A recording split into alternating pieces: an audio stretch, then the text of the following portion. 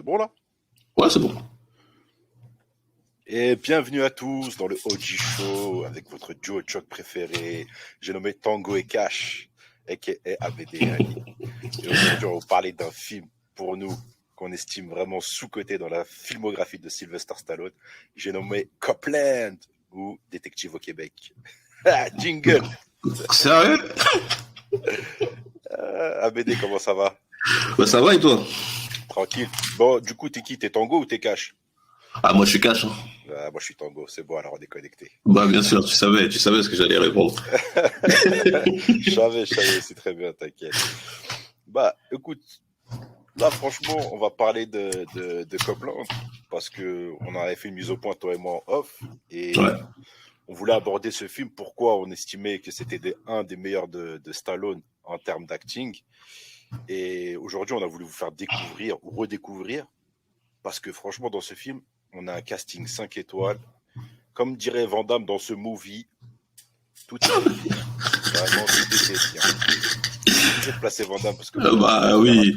Et puis même pour surenchérir sur ce que tu as dit, en fait quand on a décidé de créer du coup ce podcast et ce moyen de communication avec vous, c'était aussi pour ça. C'est que nous on approche d'une certaine génération, on va pas le dire, hein, mais bon, on commence à prendre de l'âge.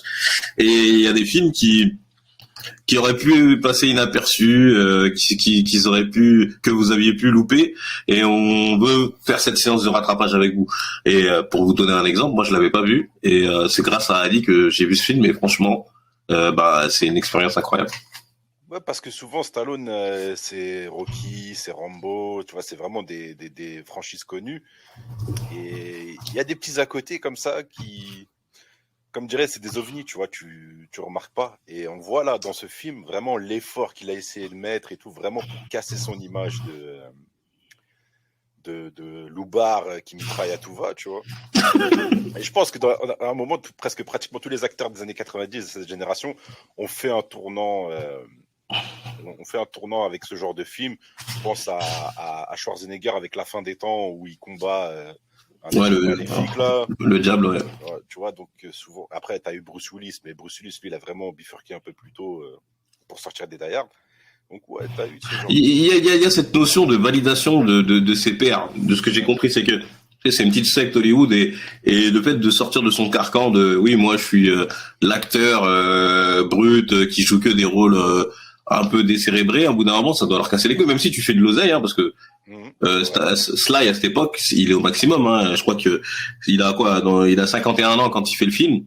Bah il a déjà une carrière, voilà, ici s'arrêter là, il pouvait s'arrêter là, hein. Elle est remplie, c'est sûr. Elle est remplie. C'est juste on arrive dans la fin des années 90 et on arrive à un tournant où le cinéma il change parce que t'as vu qu'on a des acteurs comme Brad Pitt, Tom Cruise qui émergent et tout. Voilà, c'est ça. T'as une nouvelle race d'acteurs qui sortent et il y a aussi le genre de film aussi, tu vois. Les gens ils en ont un peu marre des films bourrins où c'est à l'époque il y avait la guerre et tout, donc ça jouait sur ça, les terroristes et tout. Donc d'un moment, c'est ça, et le genre il s'est étouffé. T'as aussi le fait que les action movies sont plus tenus que par des mecs ultra bodybuildés, ultra voilà. Maintenant, regarde, jusqu'à aujourd'hui on y est, hein, quand tu vois que Ryan Gosling peut faire des films où il tabasse une centaine de mecs, tu vois, il fait 1m75 et voilà, tu vois ce que je veux dire, Ils ont changé le genre, c'est sûr. Les standards ont évolué. Ouais, carrément. Donc maintenant, Copland, en vrai, on va décortiquer un peu le cast et surtout le pitch. J'ai pas voulu vous dire le pitch, vraiment, je vous laisse le découvrir. Mais en gros, c'est une histoire de corruption. T'as un bon flic, t'as des flics méchants et il y a beaucoup de choses qui vont se passer. Et surtout, c'est dans une petite ville, Garrison, dans le New Jersey, qui est juste en face de New York. T'as juste un pont à traverser et t'es à New York. Et là-bas, dans cette ville à Garrison, c'est là que pratiquement toute la police new-yorkaise s'installe là-bas avec leur petite famille, etc. Et dedans, il y a un shérif. Et le shérif, il est joué par Stallone. Donc, dans cette ville, il y a vraiment rien à faire. Tu vois, c'est une ville de keufs. Donc, tu sais que le taux de criminalité, il est vraiment bas, à part des embrouilles entre keufs quand ils sont bourrés. Donc, au final, ça paraît banal comme synopsis. Mais après, le tournant et ce qui va se passer derrière, je trouve que c'est beaucoup d'actualité par rapport à la police d'aujourd'hui et ce qui se passe aussi aux États-Unis, et ça n'a pas changé. Et déjà qu'en 97, dans un film comme ça, on aborde des sujets comme ça, c'est pas mal, c'est pas mal.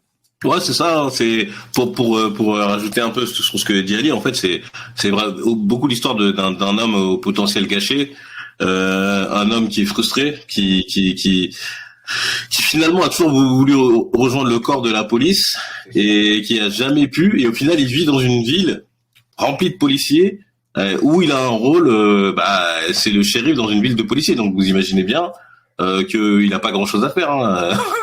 Non, Donc, en fait, il surveille les femmes et les enfants des keufs, quoi. voilà, et juste un petit exemple comme ça, il y a un moment où on le charge de s'occuper d'histoires de poubelle. Il y a une voisine qui lui dit, écoute, voilà, c'est ce genre de tâche qu'on lui donne. Donc, vous imaginez un peu le taux de frustration qu'il a emmagasiné, surtout quand vous allez comprendre dans le film pourquoi il ne peut pas rentrer dans le corps de police.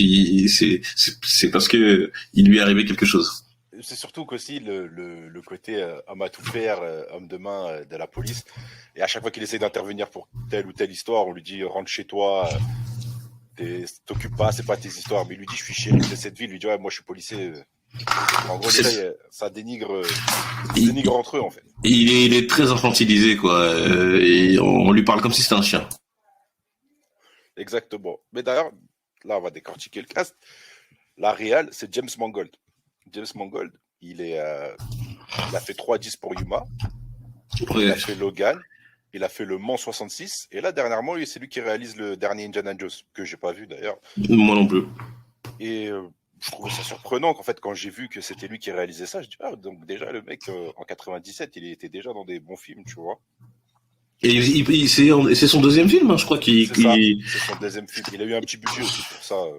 Je crois qu'il a eu aux alentours de 15 millions, un truc comme ça, ou 30 millions. Mais t'imagines, sur un deuxième film, on te donne un cast avec De Niro, Harvey Keitel, Stallone. C'est ça, en fait. Au cast, on a Stallone. Stallone qui sort de Assassin, Arrête où ma mère va tirer, Get Carter, où tu tombes dans la tête, mention spéciale pour Jake. Préféré. C'est ça. On a Harvey Keitel. Harvey Keitel, c'était le chouchou de Tarantino pendant un moment. Ouais. Avec Réservoir Drogue. Il a fait Taxi Driver avec De Niro. Il a fait Snake Eyes, Pulp Fiction. Mm-hmm.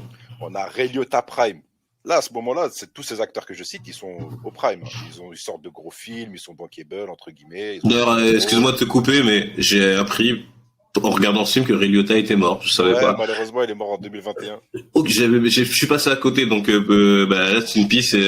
Rip Ray Liotta. D'ailleurs, je trouve que il survole ce film. Il fait du Ray Liotta comme on aime. En fait, non, mais il est incroyable, Ray Liotta. Hein. C'est ce genre de cocaïnomane musique, j'aime beaucoup. Waouh, dans le film là, mais moi, je suis persuadé qu'il tape pour de vrai. Hein. Ouais, c'est fort probable. Souvent, pour rentrer dans le rôle, peut-être qu'il. Bah déjà, je pense qu'ils tapent tous. Donc, on va pas le critiquer. Il est mort. Mais pour vous citer quelques films de Ray Liotta, il a fait Narc, il a fait l'excellent Les Affranchis, il a fait Revolver et il a fait John Q. Ça, c'est une petite. Voilà. Un monstre du cinéma. De Niro Prime aussi à ce moment-là. Il sort de Hit, Casino, Le Fan. Il était une fois dans le Bronx. Donc, le gars commence déjà. Tu réunis tout ça. Et on a Peter Berg qui a fait Mise à prix et 22 matchs et Monsieur T-1000, Robert Patrick, le boss. D'ailleurs, dans ce film aussi, flic raciste, j'aime beaucoup. Il est incroyable dans ce rôle-là, ça lui va comme un gant. Avec sa petite moustache. Mais, tu vois, comme une moustache, ça peut habiller quelqu'un, en fait. Je l'ai pas reconnu tout de suite. Hein. Après, il est connu pour le T-1000, donc si tu lui mets pas l'uniforme, tu captes pas vraiment. Et il a fait The Faculty aussi, donc je trouvais aussi qu'il était vraiment bon dedans. Après, il n'a pas eu une grande carrière après, justement. Non. Il y a des petits rôles et tout. Donc voilà.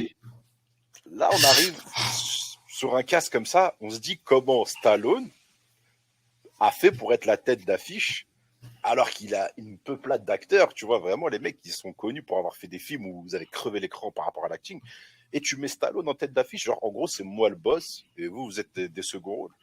Moi j'ai trouvé ça franchement pas mal, surtout qu'il faut savoir que à ce moment-là il y avait plusieurs acteurs qui ont été approchés comme Tom Cruise, Tom Hanks, et qui ont refusé parce que il y avait Travolta aussi qui a été approché, mais lui aussi a refusé.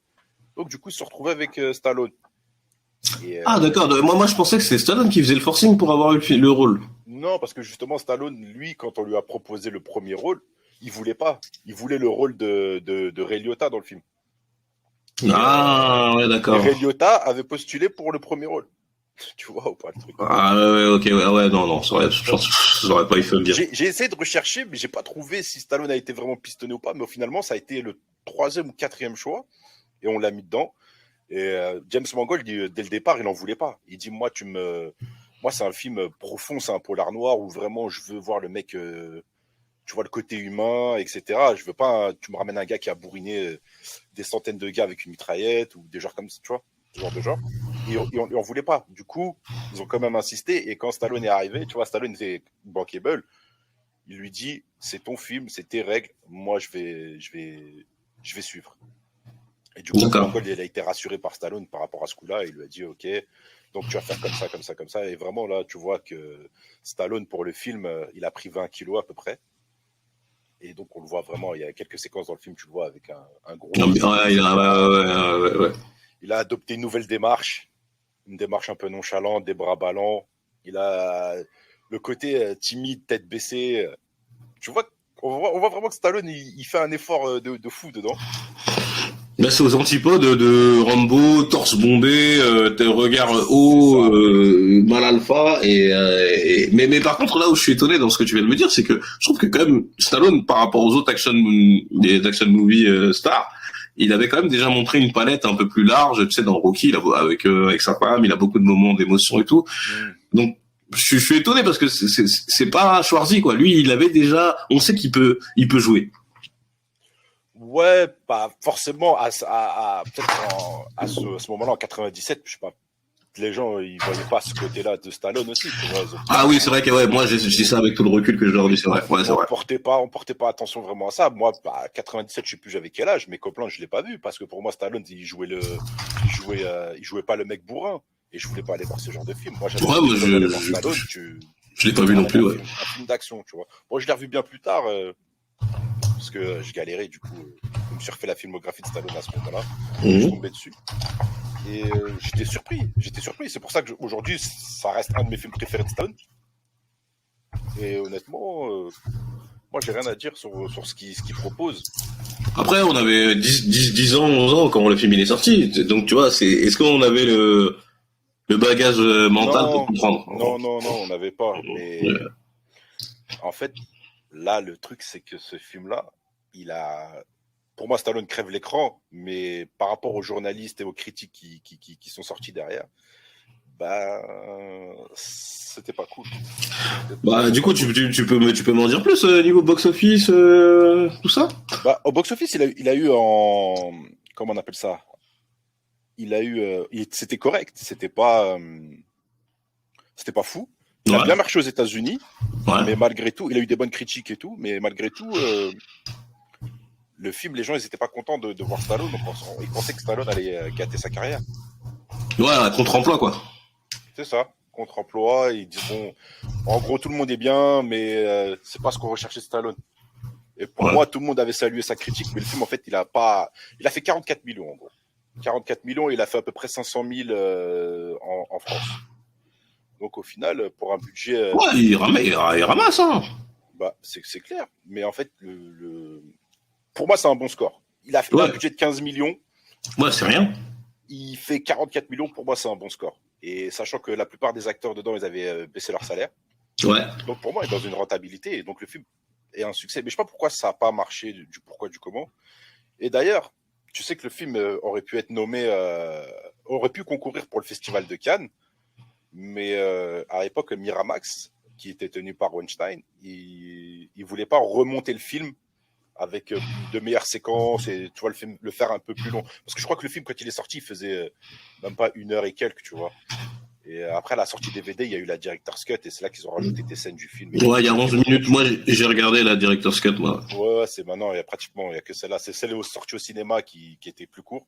Par l'époque, le format cinéma, je crois que c'était 1 heure, 1 heure et demie, quoi. 1 heure et demie, 1 heure 45, pas plus. Donc là, le film, il dure à peu près 2 heures. Mais ils n'ont pas voulu le. Et pour moi, je pense que s'il l'aurait mis au Festival de Cannes, il aurait une meilleure. Comment on appelle ça? Il aurait un meilleur retour.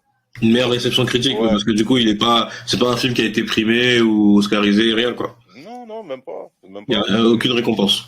Mais je pense que s'il aurait été au moins au Festival de Cannes, la curiosité des gens, tiens, un film de Stallone au Festival de Cannes, qu'est-ce que ça donne? Et là, il y aurait eu un meilleur buzz. Puis à l'époque aussi, tu n'avais pas les réseaux sociaux. Donc, si tu avais tel ou tel critique cinéma qui parlait de ce film, bah, s'il disait il était pourri, il était pourri, tu n'allais pas le voir, quoi. Ça a influencé beaucoup. Aujourd'hui, maintenant, avec les réseaux sociaux, tout le monde s'improvise, entre guillemets, critique. Donc, tout le monde se fait son propre avis. Ouais, surtout que Stallone à Cannes, t'imagines, Stallone à Cannes, c'est deux mots normalement qui vont pas ensemble, parce que à Cannes, il n'y a pas d'action movie, c'est le cinéma qui se veut un peu, tu sais, de la haute, film d'auteur. À l'époque, Cannes, c'était beaucoup fermé. C'était comme les Oscars. C'était vraiment des films. Maintenant, aujourd'hui, dans les Oscars, ils ont ouvert 1 milliard de catégories. Ils ont même mis pour les films d'action, meilleure scène de combat, meilleure musique. Tu sais, ils ont ouvert plein d'autres catégories. Mais avant, c'était vraiment fermé. Bah moi, je voulais attirer ton attention sur un truc qui m'avait étonné dans le film. Bon, c'est pas du tout du spoil. C'est un moment dans le commissariat, il y a du coup des ambulanciers qui vont déposer, qui vont donner leur version des faits sur un incident. Hein, je vous spoil pas. Et sur le banc, il y avait écrit Yellow betrays Blue. Ouais. Alors je sais pas pourquoi, mais ça m'a marqué parce que j'ai pas compris. Parce que je me suis dit Yellow betrays Blue. Yellow, est-ce que c'est les ambulanciers et tout? Donc j'ai mené ma petite enquête. Et en fait, c'est juste un code qui est utilisé apparemment dans le milieu de la police de New York pour dire que, en gros, alors attendez que je vais vous relire mes notes. Hein. La phrase Yellow betrays Blue est en fait un code utilisé par les personnages du film pour décrire la trahison et la corruption au sein de la police. Dans le contexte du film, Yellow fait référence aux officiers de police corrompus et Blue fait référence aux policiers honnêtes. Ainsi, la phrase Yellow betrays Blue signifie essentiellement que les officiers corrompus trahissent les officiers intègres. Ah, tu vois, moi, cette scène, pour moi, c'était le corps de l'ambulance. Tu vois, les ambulanciers, ils n'étaient pas dans le camp des keufs. Exactement. Yellow, parce qu'ils sont en jaune, orange. Donc moi, j'étais parti de ce principe-là. Mais j'ai peaufiné parce que je me suis dit, mais pourquoi? Parce qu'au final, après, l'ambulancier d'ailleurs qui joue un rôle d'un inspecteur après dans la série Bosch, un excellent acteur, on le revoit plus, il y a plus d'interaction. Alors pourquoi lui avoir donné cette scène, etc. Et en fait non, c'était ce message-là, mais c'est un truc qui est codifié en fait dans la NYPD, NYPD, pardon, NYPD, ouais. Non mais par rapport aussi à la scène qu'il y a eu dans le pont, qu'on voit en scène d'ouverture, il s'est frité un peu un moment, tu vois, il s'est frité avec les keufs. Ouais. Du coup, ils sont quand même emmenés parce qu'ils se sont battus, entre guillemets, avec des keufs. Tout à fait.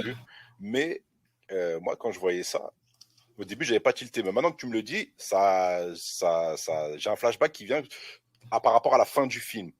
Et on voit vraiment qu'il y avait deux corps différents. Il y avait les policiers qui savaient que certains policiers étaient corrompus, mais ne pouvaient rien faire, tu vois. Exactement. Ils ont jusqu'à le maire dans leur poche, tu vois. Et c'est pour ça que la scène finale qui est incroyable, là, on vous spoilera rien du tout. Tu comprends mieux parce que tu vois un moment, Sly, il y a un moment, exactement. Et la mise en scène, elle est vraiment, mais elle est magistrale. Franchement, je vous dis que j'ai rarement vu des scènes finales aussi réussies sans action, parce que moi je suis un bourrin de base. Là, c'est pas un film où vous allez voir des gunfights, je sais pas, mais la scène finale, elle est magistrale. C'est une des meilleures que j'ai vues.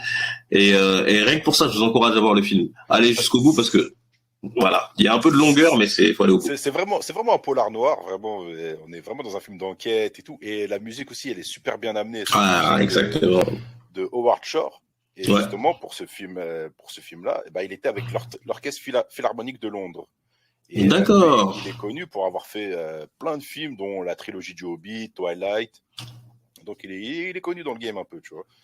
Et on est en 97.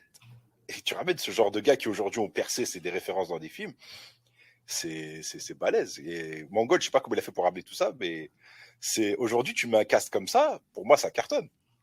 Ça cartonne de fou. Non, mais la musique est dans le film. Il y a même un moment où le personnage de Freddy, donc Sly, Sylvester Stallone, hein, c'est Sly pour les intimes. Sly, à un moment, Le chanteur de Zouk.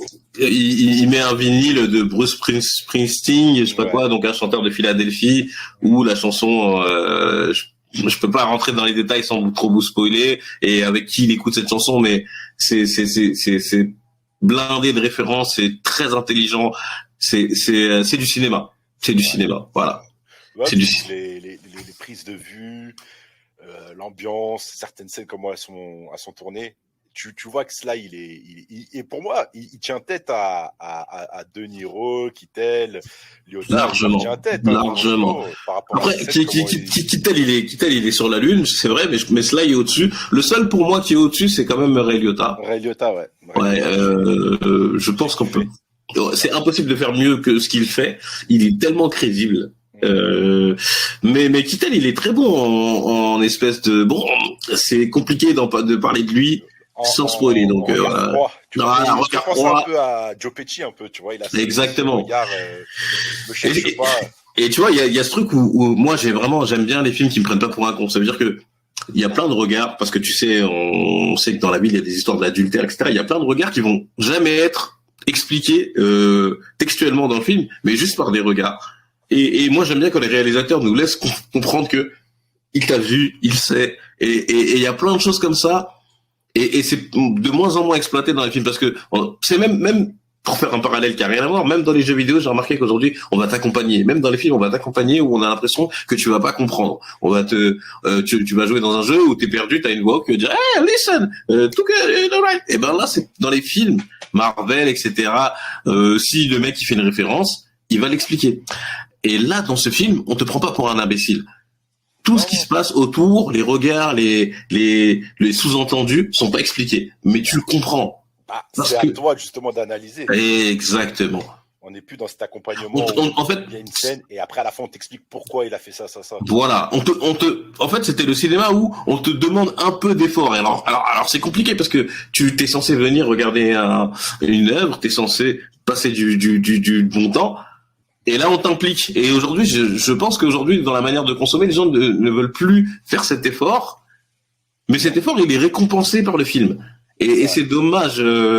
Il faudrait qu'on puisse en parler un peu plus précisément que je développe mon propos parce que là, c'est pas le sujet. Mais tu vois, ce film-là, il te demandera un effort. Ça veut dire que quand vous allez le voir, il faut tenir les 30 premières minutes. Ouais, mais croyez-moi, ça vaut le coup. Honnêtement, ouais. Moi, je trouve qu'il vaut le coup parce que, comme tu dis, on est dans un polar, un film d'enquête. Donc, le spectateur, il est intronisé dans le combat, tu vois. Dans le combat. En gros, tu fais partie de l'intrigue. Ça veut dire que toi, en tant que t'es dans Garrison, voilà, t'es dedans. Tu vois, t'es dans un film d'enquête et on donne au public cette chance de mener l'enquête. Exactement, exactement. Les enjeux parce que dedans, on te montre que Sly, il est pas, comment on appelle ça? C'est pas un bête de keuf, tu vois, il a un peu, tu sais, il a un voile sur les yeux, donc il voit pas vraiment la réalité. Voilà, on n'est pas dans une œuvre manichéenne où il y a un méchant, un gentil. En fait, tu peux comprendre tout le monde. Le personnage de Harvey Keitel, je comprends. Il a créé un havre de paix pour des gens qui vont sacrifier leur vie tous les jours pour protéger les autres, mais derrière, il s'est laissé engrainer. Voilà. Il explique que nous, là où on est dans une ville paisible, tu vois, mais que en traversant le pont, c'est le no man's land en fait. C'est ça. Il y a des mecs, les mecs qui tuent les keufs, bah c'est des gentils, c'est des victimes, et les keufs qui tuent des civils, bah c'est des méchants. Exactement. Il a horreur de ça en fait, et c'est pour ça qu'il explique qu'il a voulu créer un havre de paix pour les policiers. Ouais. Et que aujourd'hui tous les policiers qui vivent dans cette ville, bah, ils sont reconnaissants et ils l'en remercient en fait. C'est un peu comme le parrain, tu vois. Et dans ce côté-là, il devient presque un mafieux, oui. Ouais, on est dans les années 90. Il y a la mafia new-yorkaise, elle est impliquée. C'est ça. On commence à démanteler un peu tous les réseaux, qu'on voit que telle personne est impliquée. Tu vois, il y avait des gouverneurs corrompus, des maires, etc. Bon, C'est même ça, les, c'est ça, c'est ça. c'est rien. Et c'est une piste de réflexion sur le fait que le film n'a pas fonctionné parce que déjà le mythe du héros il est complètement renversé dans ce film. Ça veut dire que on n'a pas de là on est avec un héros. Le Bah, protagoniste principal c'est un mec sourd d'une oreille ouais. Il n'a pas un qui background de fou, il n'a pas qui fait est le Vietnam ou voilà quoi que ce soit, tu vois. il est même incapable de devenir policier, juste policier. Alors que d'habitude c'est on suit un inspecteur ou je sais pas tu vois c'est Si vous on voulez est- un exemple, en vrai, prenez Sly et vous prenez Tom Hanks dans Forrest Gump et vous les fusionnez, tu vois. C'est un ouais, peu ok ça. C'est comme ouais si tu mettais Forrest Gump dans ce film-là, tu vois. c'est ça. Sly, il joue vraiment un peu ce côté neuneux, pas trop, trop loyal justement envers ses amis policiers, parce que lui, son rêve, c'est de rentrer dans la police. Donc, non, en vrai, ça envoie, ça envoie. Et, Ici on reste sur Sly. On reste sur Sly parce qu'on va pas aller plus loin sur le film. On veut non, moi, pas. je vous conseille, personnellement, je vous conseille ce film et vous allez pas le regretter. Voilà, c'est ça. De toute façon, à la fin, on vous fera une petite conclusion où on vous donnera encore des éléments. Mais je sais qu'Ali, tu voulais parler de la carrière de Sly, de l'importance de ce film dans la carrière de Sly. Bah, en fait, en recherchant un peu là pour l'émission, bah, Sly, il avait déclaré dans une interview, je crois que c'était en 2011 ou 2012, il disait que ce film-là avait porté préjudice à sa carrière, que après ce film, en fait, il n'a pas eu de rôle ou de très bon rôle ou de meilleur rôle, ce que tu veux, par rapport à la suite. Il n'a pas eu de bon rôle, on lui a pas proposé de bons trucs, du coup, il a eu un peu cette traversée du désert jusqu'à 2005-2006 où il revient avec Rocky 5, je crois, ou 6. Mais en gros, c'est un reboot pour moi, donc ouais. Et il disait que ça lui avait porté beaucoup préjudice. Donc, comment un film où tu vois l'étendue de Sly qui te dit, regardez, je suis pas un acteur bourrin, maintenant j'ai une palette, un peu d'acting, je sais jouer dans des films, vous mettez un cast 5 étoiles, des mecs qui sont à leur prime, qui sont pas en fin de carrière, je leur tiens tête dans le rôle, les critiques sont positives par rapport à mon jeu d'acteur, ou par rapport au film, comment tout est tourné, etc. Mais malgré ça, le mec, il est même pas devenu bankable, en fait. Il a coulé encore plus. Mais je pense que c'est aussi un côté pour les studios, en fait, qu'ils en avaient marre de ce genre de film, qu'ils ont voulu se renouveler, je pense. Donc c'est pour ça qu'ils ont voulu éteindre certains acteurs, dont on a vu l'extinction de Schwarzy, de Van Damme. Bah, la génération des action movies stars, quoi. Ils sont partis tous en même temps, ouais. Ouais, je pense que c'est ça, quand ils ont voulu faire le reboot de Hollywood, entre guillemets, bah, il fallait du sang frais, etc. Les gens en avaient marre de ça. Et c'est dommage. C'est dommage. Et pour donner du corps à ce que tu veux dire, regarde, j'ai la filmographie sous les yeux. Copland 97, après, alors écoutez bien, il est sur Men in Black, il est un alien, il fait la voix d'un alien non crédité. Ensuite, il est sur un Alan Smith film, il est crédité sur le pseudonyme Alan Smithy. Lui-même, il joue un caméo, on s'en fout. Il est dans The Good Life, un caméo, 97. On arrive aux années 2000, ça veut dire que pendant 3 ans, rien. 2000, Get Carter. Bah, justement, avec Get Carter, c'est là qu'il voulait signer son comeback, en revenant dans le genre un peu bourrin, je casse des gueules et tout ça. Mais il a floppé. Ensuite, 2001, Driven. Driven 2002, Compte à rebours mortel. Et 2002, Mafia Love. Taxi 3 en France, hein, là où c'est un caméo. Vous te dire, il a joué avec Sami Nasri, il en est arrivé là. Ouais. Spy Kid 3D. Ouais. Et ensuite, 2006, Rocky. 2006, ça veut dire que il y a 10 ans, 9 ans, hein, pour les fans de mathématiques, 9 ans de disette, hein, alors qu'il fait pour moi, sa meilleure prestation. C'est ça. C'est exactement ça parce que... Ouais. Excuse-moi, c'est exactement ça parce que, en fait, si tous les films que tu viens de citer, franchement, j'en mets au défi au moins une dizaine d'avoir vu ces films-là, en fait. J'en ai vu aucun. Moi aussi. Même Get Carter, je l'ai pas vu. Driven, je l'ai pas vu. Get Carter, je l'ai vu, mais... J'ai pas vu. Tu sais, t'arrives à un moment où, forcément, ces acteurs-là te parlent plus trop, parce qu'après, t'as eu l'avènement des nouveaux acteurs qui sont arrivés. T'avais aussi Jet Li qui est arrivé aussi dans le game. Ouais, exactement. T'avais ce nouveau genre de film, tu vois, qui... un peu bourrin. Et là, en fait, quand il revient avec... Bizarrement, quand il revient avec Rocky, là, tout le monde salue justement sa performance à l'écran. Non pas pour le boxeur, mais le fait qu'il joue Rocky Balboa désabusé. L'acting, ouais. L'acting. Mais pourquoi? Parce que le cinéma, il a évolué. Ou bon, tu sais très bien qu'on en parle souvent de la différence entre les années 80, 90 et les années 2000 où on demande pas la même chose aux acteurs. Mais moi, ce qui m'a fait chier sur cette histoire de Rocky Balboa, c'est que Rocky 1 et 2, je trouve qu'il est meilleur dans l'acting que dans Rocky Balboa. C'est juste la manière dont on a reçu ces œuvres-là qui a changé. Mais il est aussi bon dans Rocky 1 et 2 que dans Rocky Balboa, Mimotti. Moi, je suis pas d'accord parce que, en fait, moi, à la base, quand j'ai vu Rocky 2006 au cinéma, je m'attendais à un film de boxe, en fait, tu vois. Je m'attendais à un retour de Rocky qui castade, c'est le recours de Stallone, etc. Puis il y avait des grandes promos. Je crois que le mec, il était passé aussi sur le JT de TF1, la JT de 20h. Donc, tu vois, je me dis, ok, donc ça va envoyer du lourd et tout. Puis finalement, je vais voir Rocky, je suis grave déçu. Encore une fois, pour remettre les choses dans le contexte, j'ai pas cette mentalité de regarder le côté acting de Stallone. Moi, je veux voir Stallone gueule, quoi. C'est Rocky, c'est le film de mon enfance, etc. Bien sûr. Je suis déçu. Puis après, dedans, il y a Milo Ventimiglia là, qui sort de Heroes, donc je me dis, ok, ça peut envoyer.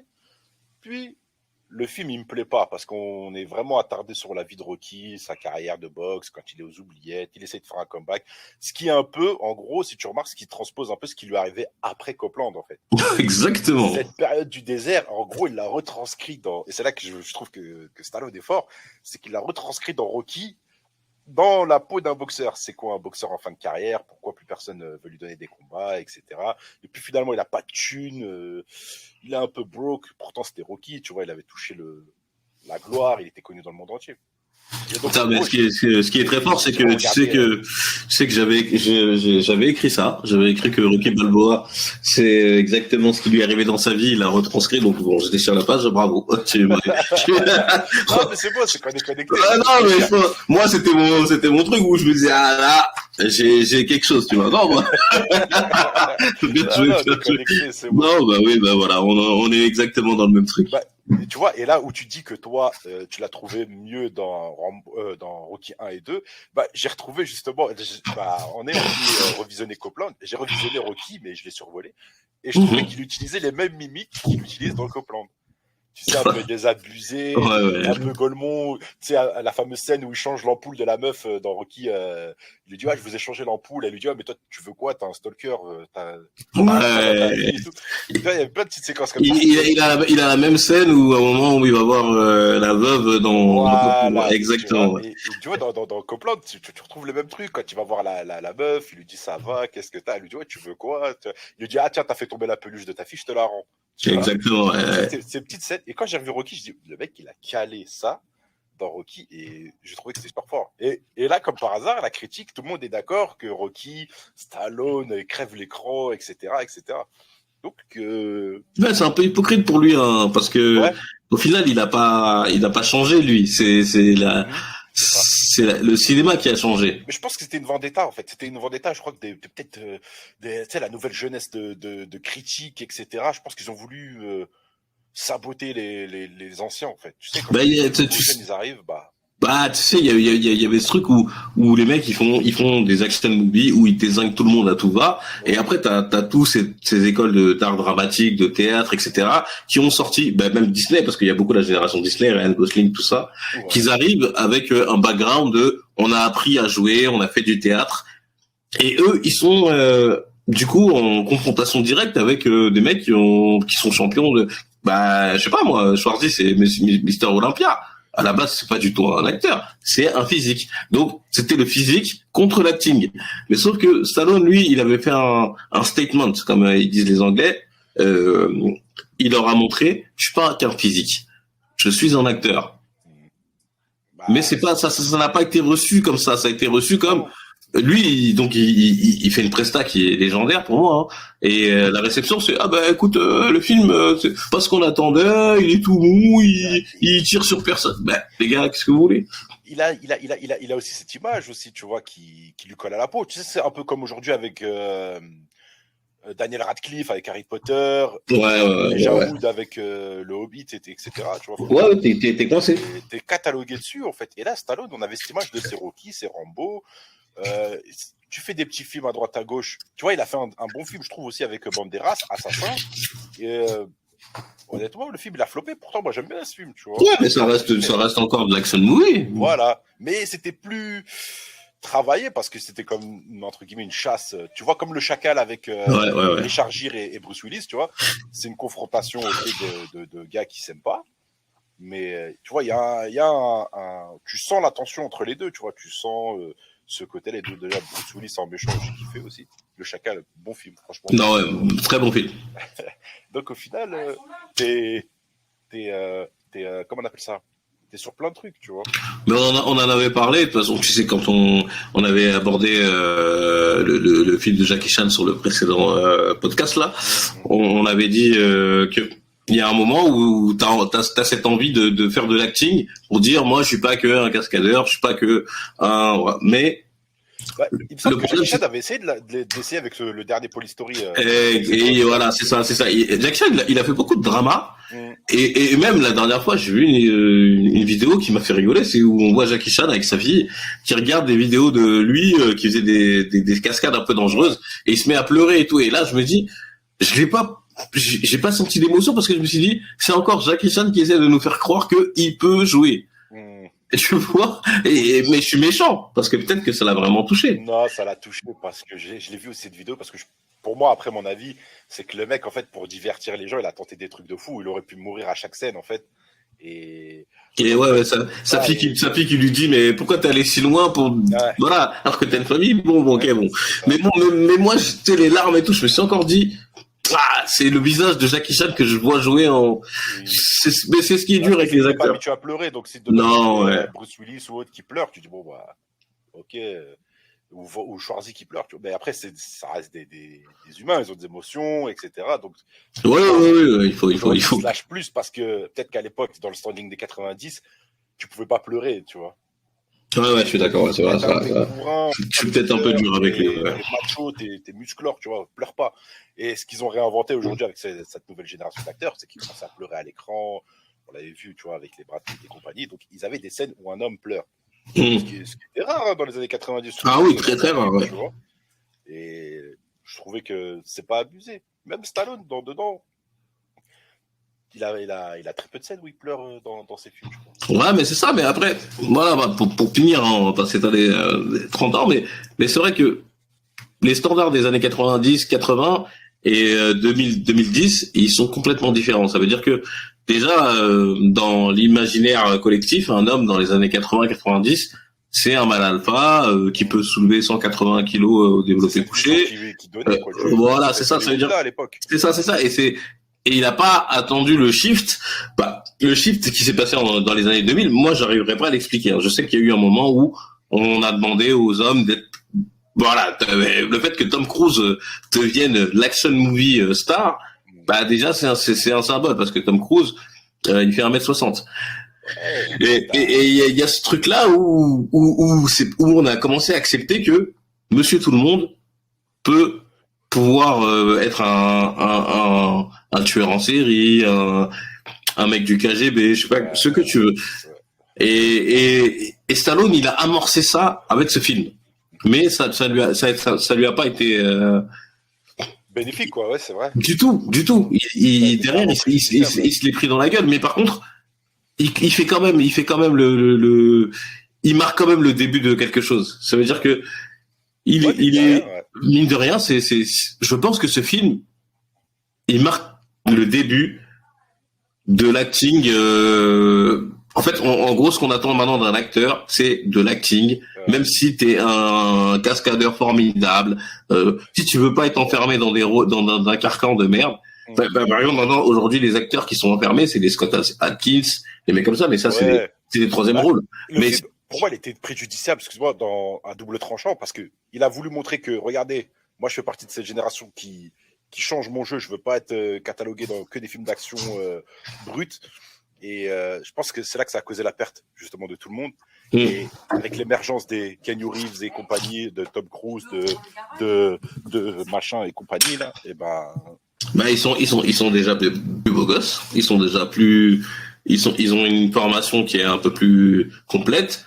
Donc, il peut pas tenir la distinction entre les deux. Surtout qu'il est aussi âgé. Et il a dans Hollywood, quand t'es un peu âgé, on te donne des rôles différents, tu vois. Bon, C'est à ça. l'époque, hein, en tout cas, quand tu passes un certain âge, on voyait un peu avec Clint Eastwood qui s'enfermait dans l'inspecteur Harry et tout, tu vois. Et c'était C'est ça. redondant. C'est ça. Donc, lui aussi, pendant un moment, il s'est éteint. Il a essayé de changer en faisant des thrillers et tout avec Morgan Freeman et compagnie. Et lui, Clint Eastwood, il s'en sortait parce que il a jamais été un mec bourrin, mais il aimait trop jouer les rôles de keuf. Et contrairement, justement, à cette génération de Stallone, tu sais, Van Damme, je crois qu'il avait essayé avec Répliquant. Oh. Et Répliquant, je trouve que c'est un très bon film. Hein, je te jure que c'est un très bon film. Ah, il faut que je le revoie parce que j'ai j'ai toujours des mauvais d'actualité parce qu'il parle de clonage et tout ça. Donc, mais Van Damme aussi, ça a coulé, tu vois. Et après, Van Damme, lui, il a fini en direct ou DVD. Stallone a réussi un peu à sortir du lot. Schwarzy sortait du lot aussi, Bruce Willis et compagnie. Seagal, lui, s'est éteint parce qu'il est resté dans le rôle. Tu vois, et Seagal, c'est le seul mec, je crois, qui... Si je crois qu'il est avec Terrain miné avec son film politique sur écologique et tout. Ça n'a pas marché. Ça n'a pas marché. Donc voilà, ça c'était la fin de. Pour ça que regardez Copland. Et écoute Ali, moi j'ai une question à te poser pour la fin. Si tu dois argumenter en quelques mots pour présenter le film, pour inciter les gens à regarder Copland, qu'est-ce que tu dirais? Franchement, vous serez surpris. C'est un très bon film, on passe un bon moment, honnêtement. Il y a quelques séquences qui ont mal vieilli. Non, voilà, on est en 97. Ouais, c'est vrai. Mais ce film, franchement, faut pas passer à côté. Si t'aimes bien ce côté-là, un peu corruption, style un peu à la Casino, les affranchis, je le mettrais dans le même genre. Copland est fait pour vous. Et tu lui mets combien sur 10? Je lui mets un bon 7 sur 10. 7 sur 10, ok, d'accord. Écoutez, 10 et je mets 10, ça existe pas. Il a des défauts, il y a certaines séquences, etc. Il y a des dialogues pour moi aussi qui apporteraient au film, comme un peu ce qui se fait aujourd'hui aussi, tu vois. Mais ouais, 7 sur 10. Et je souligne la presta de Stallone. Ouais, moi je lui mets 7,5. Je lui mets 7,5 avec... Ouais, on peut pas spoiler, mais il y a 2-3 trucs qui m'ont un peu étonné. Et si je devais vous vendre le film, moi je vous vendrais le film sur.